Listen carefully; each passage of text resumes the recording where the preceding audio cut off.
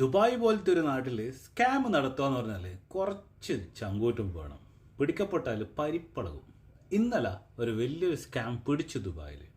വാ പറഞ്ഞുതരാം. സോ ദുബായിൽ ഇപ്പം പാർക്കിംഗ് ഫെസിലിറ്റീസ് കൊടുക്കുന്നത് നമ്മളെ പാർക്കിംഗ് എന്ന് പറഞ്ഞൊരു കമ്പനിയാണ്. സോ ഏതൊരു പാർക്കിങ്ങിന്റെ അടുത്ത് പോയി കഴിഞ്ഞാൽ നിങ്ങൾക്ക് ഒരു ബോർഡ് കാണാം, എങ്ങനെ SMS അയക്കണം, അല്ലെങ്കിൽ ഈ QR കോഡ് സ്കാൻ ചെയ്താൽ ആ ഒരു ഓതറൈസ്ഡ് ചാനലിലേക്ക് വരും, എന്നിട്ട് നിങ്ങൾക്ക് പേ ചെയ്യാമെന്ന്. 7275 എന്ന് പറഞ്ഞ നമ്പർ, അതായത് SMS വഴിയാണ് നടക്കുന്നുണ്ടെങ്കിൽ നിങ്ങൾക്ക് കറക്റ്റ് എമൗണ്ട് കൊടുക്കേണ്ടി വരും. 2 ദിറം മുതൽ 6 ദിറം, അങ്ങനെ depends on the parking. But QR code scan ചെയ്തിട്ടാണെങ്കിൽ നിങ്ങൾക്ക് 30 ഫീൽസ് കുറഞ്ഞിട്ട് കിട്ടും. ആ 30 ഫീൽസിന് വേണ്ടിയിട്ട് QR കോഡ് സ്കാൻ ചെയ്യുമ്പം നിങ്ങൾ ആ QR കോഡ് കറക്റ്റാണെന്ന് നോക്കണം.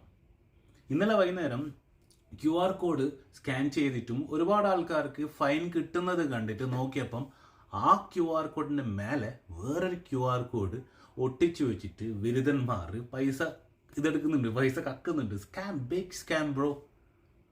സോ അപ്പം ഇന്നലെ തന്നെ പാർക്കിംഗ് ഒരു പത്രസമ്മേളനമാക്കി ഖലീജ് ടൈംസിനോടെല്ലാം സംസാരിച്ചു that please authorised channel through മാത്രമേ നിങ്ങൾ QR കോഡ് സ്കാൻ ചെയ്തിട്ട് പൈസ ആക്കാൻ പറ്റും പാർക്കിംഗ് ഫെസിലിറ്റീസിൻ്റെ ടൈമിൽ. രണ്ടാമത്തെ കാര്യം എന്ന് പറഞ്ഞാൽ ഇത് ആ പൈസ തട്ടിപ്പ് മാത്രമല്ല, ചിലപ്പോൾ നിങ്ങളുടെ മൊബൈൽ വരെ ഹാക്ക് ചെയ്യാൻ ചാൻസസ് കൂടുതലാണ്. So please be careful. Park ചെയ്യുന്ന ടൈമിൽ SMS അയച്ചിട്ട് പാർക്ക് ചെയ്യുക, അല്ലെങ്കിൽ എൻഷുവർ ദാറ്റ് ആ QR കോഡ് ഒറിജിനൽ അല്ലെങ്കിൽ ജെനുവിൻ ആണെന്നുള്ളത്. അപ്പം ഓക്കെ, ബൈ.